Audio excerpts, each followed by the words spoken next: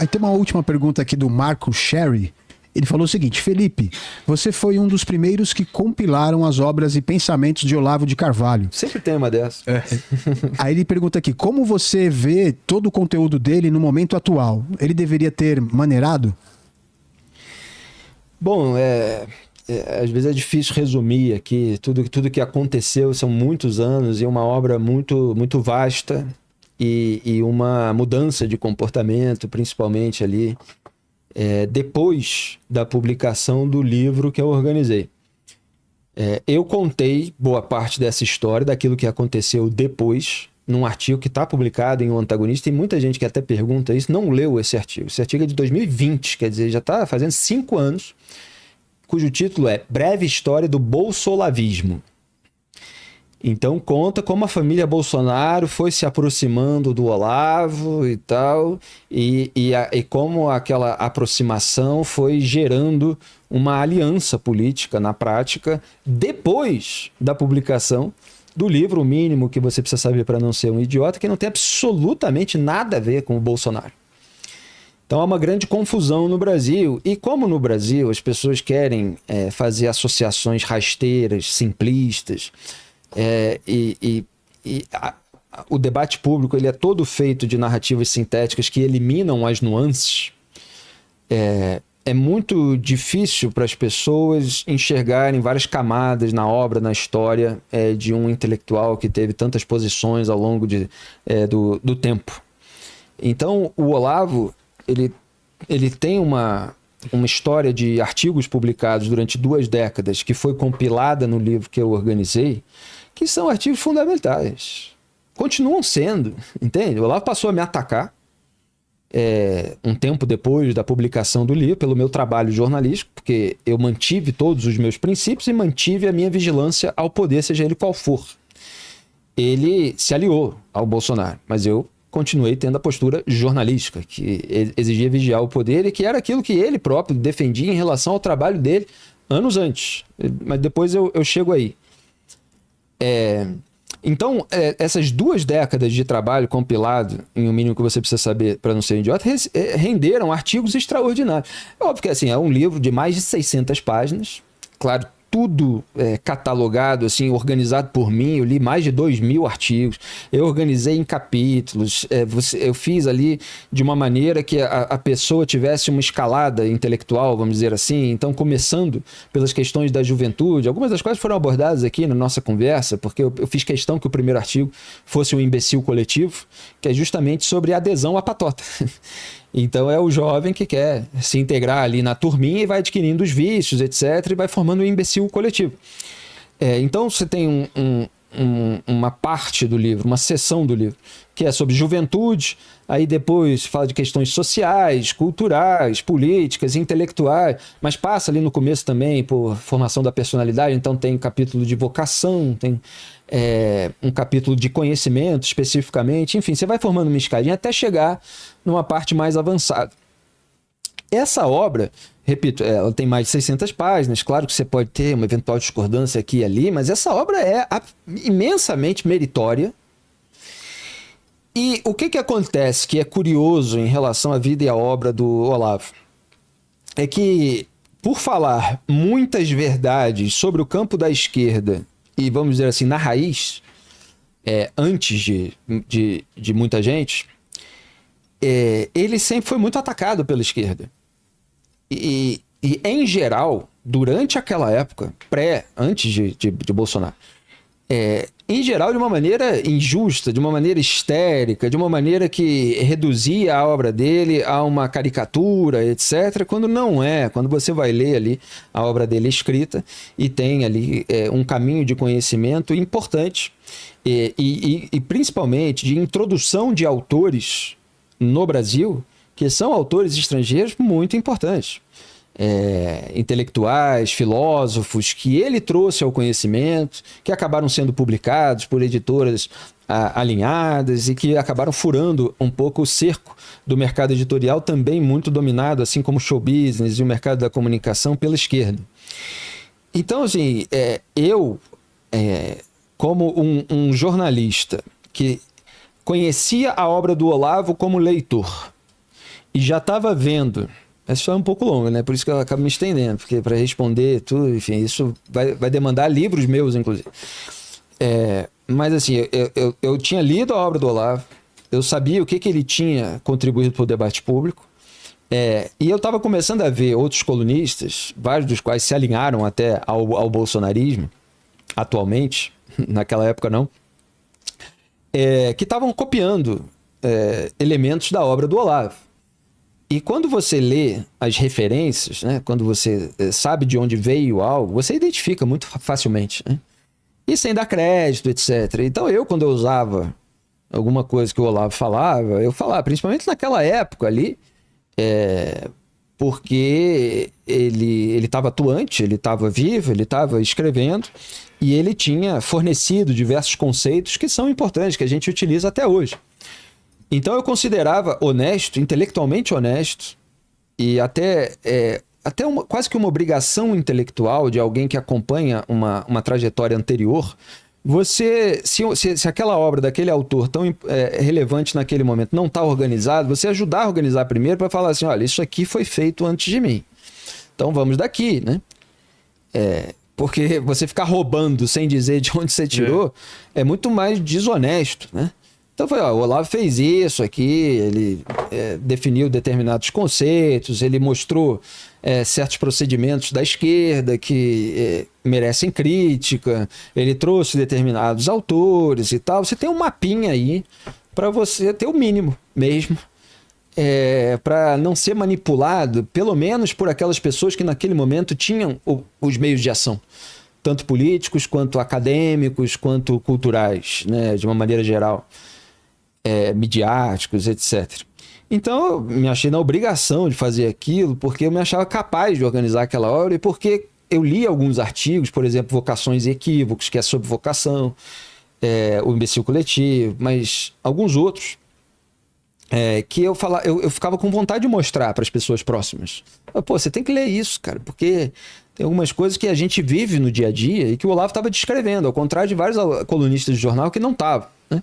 Que eram importantes para a formação da personalidade. Assim, eu falar isso, cara, o ativista de esquerda, ele vai fazer uma associação, ele vai pegar as piores coisas que o Olavo falou na vida e fazer uma associação. Então você é um lunático, então você é um olavista, que ele fala. Você é isso, você acredita você que então do negócio da Pepsi e não sei o que, o do dente, papapá. Cara, os artigos do Mini não são sobre essas coisas, né? Então são artigos importantes sobre o debate político e sobre alguns aspectos da vida social e cultural de um país. Então, esse livro foi publicado, eu consegui, porque o Carlos Andreasa era o editor da Record, na época era o maior grupo editorial do Brasil, meu amigo, desde a adolescência. E eu já estava fazendo alguns trabalhos para a Record, falei, pô, tô com uma entrada na maior editora do Brasil, conheço a obra do Olavo, o Olavo está sendo publicado por editoras menores, já tem colunistas copiando, a gente, para falar da esquerda, vai ter que usar alguns conceitos que o Olavo publicou, está na hora de organizar esse livro aqui, e apresentei um projeto. E eu consegui que a Record autorizasse a publicação do livro do Olavo. Quer dizer, eu apresentei para o Andreasa falou que tinha que consultar o presidente da Record naquele momento, que estava vivo, que era o Sérgio Machado, para ver se não tinha nenhum problema pessoal e tal, de publicar o Olavo, qualquer coisa nesse sentido. Ele deu ok. Aí eu mandei um e-mail, eu não tinha o contato direto do Olavo, eu nunca encontrei pessoalmente o Olavo. O Olavo morava nos Estados Unidos, eu nunca tinha ido lá, não conhecia pessoalmente o Olavo. Eu era simplesmente leitor, como lia um monte de outras obras. Aliás, eu sempre falo, o Diogo Mainardi, se ele não tivesse organizado a própria obra dele de artigos publicados na imprensa, eu teria organizado. Mas ele já tinha feito a primeira antologia, que foi a Tapas e Pontapés, que é maravilhosa. Assim como fez depois o Lula é Minha Anta. Maravilhosa essa antologia também. Se ele não tivesse, porque eu lia todas as colunas, todos os artigos do Mainardi. Assim como lia um monte de outros autores, né? Quando eu falava no começo da carreira e tal, aí a pessoa associa só a quê? Imagina, eu li todos os cronistas da história do Brasil, tem os livros de todos, sabe? De Rubem Braga, João do Rio, passando por um monte de gente. Stanislau Pontes Preta, né? Então, enfim, porque tudo é reduzido na internet. E aí, voltando. Então, mandei e-mail e tal, o Olavo adorou a ideia de ser publicado, né, por alguém que estava estudando a obra dele, pela maior editora do Brasil naquele momento, me mandou um e-mail super feliz. Ele naquela época estava fazendo lá o curso online de filosofia, ele fez a aula do dia para falar com maior alegria, assim, de um leitor que tinha mandado projeto e tal, não sei o quê, e falando para os alunos lá do curso da importância de absorver as obras das pessoas que vieram antes da gente e explicá-las para as pessoas que estão vindo agora, que estão chegando agora. E eu concordo com tudo isso. Tudo é importante de se fazer, né? E eu busco fazer isso com um monte de outros autores. Eu simplesmente não compilei a obra deles porque não foi a oportunidade, porque as obras já estão compiladas por outros autores. A obra que estava bagunçada, dispersa, era do Olavo. E era uma obra dissonante no debate público brasileiro, tida como maldita, etc. Mas aí o que aconteceu depois? Aliás, antes de dizer o que aconteceu depois, só rapidamente, vocês podem encontrar no YouTube a entrevista do Olavo em 1996 para o Pedro Bial. Eu acho que era Bom Dia Brasil, que o Pedro Bial fazia na Globo, aquele programa que era matinal. Em 1996, o Olavo foi entrevistado. E o Pedro Bial perguntou para o Olavo assim, você é de direita? E naquele momento, o Olavo, ele falou assim, direita só se for de Deus Pai Todo-Poderoso. Para mim, o que importa é em cima e embaixo, não é um lado e outro e tal. Aí ele dá uma resposta, que é uma resposta muito parecida com a que eu dou. Eu não uso exatamente a maneira, vou até explicar depois de reproduzir aqui. Mas tudo isso pode ser checado e visto no YouTube. Ele fala assim, quando a direita estava no poder, quando o regime militar, quando a ditadura militar, sei lá, como é que ele usa a expressão, estava no poder, eu estava olhando o poder, o governo, com olhos críticos.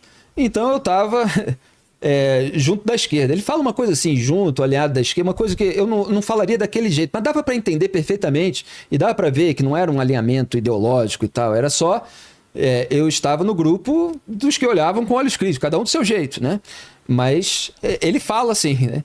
Então, o regime militar estava no poder, eu estava do lado da esquerda olhando com olhos críticos. Agora que a esquerda está no poder, eu estou do lado da direita olhando com olhos críticos. Que é o normal, é a postura do intelectual, do jornalista. Claro. Do jornalista. Você olha o poder com olhos críticos, você olha o governo de turno com olhos críticos. Então, esse era o Olavo, jornalista e intelectual. Certo? E essa é a minha posição como jornalista. Eu não falo assim, estou do lado da direita ou do lado da esquerda. Eu falo, eu estou vigiando o poder, seja ele qual for, de direita ou de esquerda. Isso é uma expressão, ele usou de improviso lá, eu entendo perfeitamente a essência do que ele disse e concordo. E aí o Pedro Bial pergunta, e depois até muitas vezes o Olavo ironizava essa pergunta e tal, porque o Pedro Bial fala assim, mas assim, também, se for olhar, é uma função de entrevistador, né? Ele fala, mas a esquerda está no poder? Como quem fica surpreendido, porque veja, era 1996. O Lula, ele ganhou a eleição de 2002, ele só subiu ao poder em 2003. Então a gente está falando de 7 anos antes de começar o primeiro mandato do Lula, certo? A gente está falando de governo Fernando Henrique Cardoso, né? Collor empichado, 1992, depois veio, enfim, ficou Itamar, veio Fernando Henrique. E ele falou, a esquerda está no poder. Aí o Pedro Bial teve essa pergunta, mas a esquerda está no poder? Ele falou, claro. E aí ele falou outra coisa, que era muito importante, que o Olavo falava sempre, que é outro bom legado. Que é o seguinte, não, a gente vê que a esquerda está no poder pelo que acontece na academia, pelo que acontece nas universidades, porque a esquerda já tomou as universidades, pelo que acontece na mídia, a esquerda já tomou a mídia, parte do show business já está com a esquerda. Enfim, ele dá uma explicação, não me lembro agora, mas vocês podem conferir exatamente nas palavras dele. Então, quer dizer, quando você domina a cultura, a consequência depois é o poder político. Claro, porque ele estudou a obra de Antônio Gramsci, o ideólogo comunista italiano, que pregava a revolução cultural. Então, quando você tem o domínio das mentes, quando você tem o domínio dos centros disseminadores de ideia da sociedade, que estão pregando aquelas ideias, que são as ideias que o partido vai dizer que representa, bom, você já tem meio caminho andado, basta que chegue um líder ali carismático, Ele fala assim, eu represento todas essas ideias nas quais vocês já acreditam, que vocês já estão sendo formados, suas cabeças já estão sendo formadas por essas pessoas.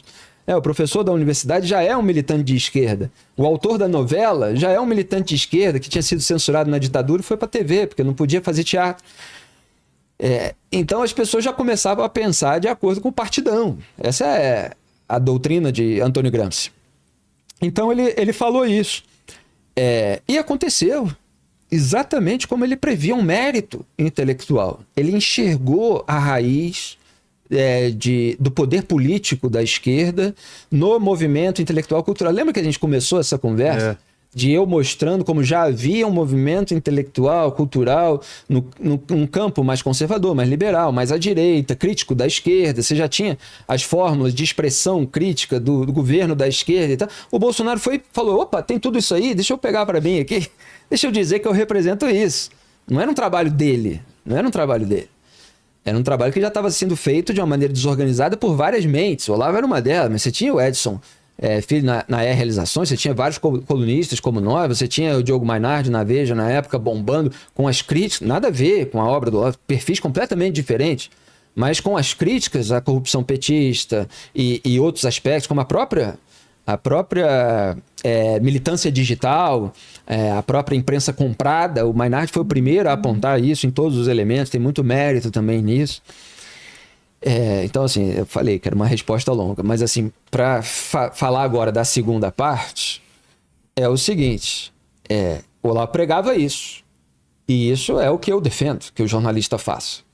Só que, depois da obra publicada, e ela foi publicada, preste atenção que a cronologia é importante, em agosto, virada de agosto, setembro de 2013. 2013. Quer dizer, ainda pegou, por uma coincidência, porque eu comecei a organizar o livro antes, a comoção nacional após as jornadas de junho de 2013, com aquelas manifestações de rua que no início eram mais à esquerda e depois foram acabando instigando o movimento anticorrupção, que depois tomaria as ruas em 2014 contra o governo Dilma Rousseff e tal. Então era um momento de muita turbulência e o livro caiu ali, se tornou um best-seller tremendo. E a partir dali vem toda a história que eu conto no artigo Breve História do Bolsolavismo. A gente poderia deixar assim para o pessoal ficar mais interessado em ler o artigo, mas eu simplifico. O Olavo começou a defender certas candidaturas no campo à direita. Então, assim, ele começou a adotar uma postura mais de ativismo político. Então, primeiro ele defendeu lá a Denise Abreu, que era uma candidata de oposição aos governos do PT na eleição de 2014. E aí depois ela caiu ali na corrida eleitoral, ficou o Aécio e tal. E ele estava, enfim, tinha umas críticas e tal, mas até elogiou o desempenho do Aécio em determinados debates, enfim, mas não era o candidato dele. Aí tem uma reunião virtual com a família Bolsonaro, Jair Bolsonaro e Carlos Bolsonaro participam. Eu conto toda a história nesse artigo. E aí eles falam sobre a candidatura, sobre unir forças nesse campo, e aí ele começa a falar sobre a importância da formação de uma militância e tal. E depois daquilo, ele começou a dizer que o Bolsonaro é honesto, não sei.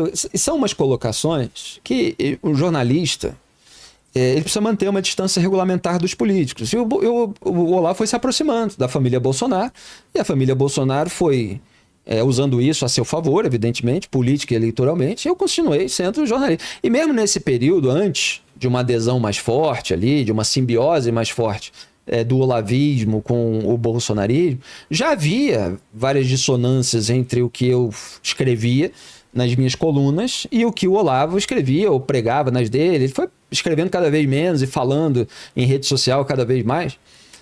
Por exemplo, eu opinava a favor do impeachment da Dilma Rousseff. O Olavo dizia que não era para fazer impeachment, que era para esperar a cassação do mandato. Se fosse para esperar a cassação do mandato, não tinha havido nada, né? Porque depois o TSE, presidido pelo Gilmar Mendes, ele absolveu a chapa Dilma Temer, como se convencionou dizer ironicamente, por excesso de provas. Então já apareciam vários sonâmbulos, porque somos duas pessoas diferentes. Eu tenho a minha trajetória, ele tem a dele. Eu simplesmente achei importante organizar a obra dele naquele momento por todos esses fatores que eu elenquei aqui. Então ele foi se aproximando cada vez mais do bolsonarismo e eu mantive a minha vigilância ao poder e isso foi incomodando. E aí, como os bolsonaristas passaram a me atacar, ele passou a me atacar também, principalmente ali depois de um episódio que os bolsonaristas distorceram completamente, que foi uma entrevista com o Gustavo Bebiano, que foi uma entrevista com um amigo do Augusto Nunes, que era da bancada, e no começo da entrevista, o Augusto fala de que ele considerou importante que o Bebiano fosse entrevistado, etc., e nós articulamos, porque para mim, eu como jornalista, naquele momento, vem um ministro que acabou de sair do governo, porque virou alvo do filho do presidente da República, então foi demitido e era um aliado de... Nossa, eu cheguei a cruzar em aeroporto, assim, com Jair Bolsonaro e Gustavo Bebiano juntos, super amigos, super aliados e tal. Rio, São Paulo, né? Essa turma lá do Rio de Janeiro, eu sou do Rio. E ali, numa entrevista que o Augusto queria fazer, mas eu era o âncora, a militância bolsonarista passou a me culpar pela entrevista. Uma coisa completamente pirada. Eu, como jornalista, vou entrevistar um ministro que acaba de sair, quer dar uma entrevista no meu programa. Pô, se um ministro do PT quer dar uma entrevista, acabou de sair, brigou com o Lula, vai dar uma entrevista, vou trazer aqui no meu... Você entrevista aqui todo mundo. Imagina, lógico que eu vou entrevistar. Mas, como você tinha ali um programa que era muito crítico dos governos de esquerda, porque estavam no poder há muito tempo, você tinha essa parcela do público que não admitia não ficar do lado do bolsonarismo. Mas eu não vou me vender para esse lado, imagina. Eu vou trair os meus princípios de vigilância do poder de jornalismo para aderir a uma patota ou para afagar um público. Olha, se você quer ter um compromisso meu, acho que em algum momento você vai se incomodar com o que eu disser. Imagina. E eu acho que é por isso mesmo que você deve acompanhar o meu trabalho. Então, lá passou a me atacar também, os militantes bolsonaristas atacaram por eu vigiar o governo e expor informações que eram incômodas, que eram inconvenientes. É isso, é um resumo. Mas eu não tenho problema nenhum em contar toda essa história, porque eu continuo, mesmo com todos os ataques que ele me fez, assim como o Eduardo me atacou outro dia na rede social, mas eu continuo dizendo que a abertura do inquérito sobre ele, ela é errada, porque eu acho por princípio, não acho por fígado, por alinhamento com a pessoa. A pessoa me atacou, então eu vou passar a defender outra coisa, vou trair os meus princípios porque ela tá chateada. O inimigo do meu inimigo é meu amigo. Não tem... Então, assim, é a bobajada. Então, o que acontece? Eu preciso fazer uma síntese, que é o seguinte, como o Olavo se aproximou do bolsonarismo e o bolsonarismo foi se enrolando em uma série de condutas merecedoras de crítica, a esquerda que odiava o Olavo, pelas verdades que o Olavo falava sobre a esquerda, aproveitou para, olha aí, é um radical, é um autoritário, tá defendendo o golpe, tá não sei o quê, tentando deslegitimar toda a obra anterior dele. E o bolsonarismo trata o Olavo como legitimador do grupo político, da patota, do adesismo, sabe? O certo, né? Como dizia, porque ele tem razão e tal, não sei o quê. É você aderir, você ficar contra, senão você não entendeu a obra, essas coisas que o Olavo estimulou, inclusive, nesse período de maior militância. Então, é complicado para mentes binárias entenderem esses aspectos diferentes. Você desculpa eu me estender, porque não dá para eu falar dessas coisas de uma maneira muito, muito objetiva.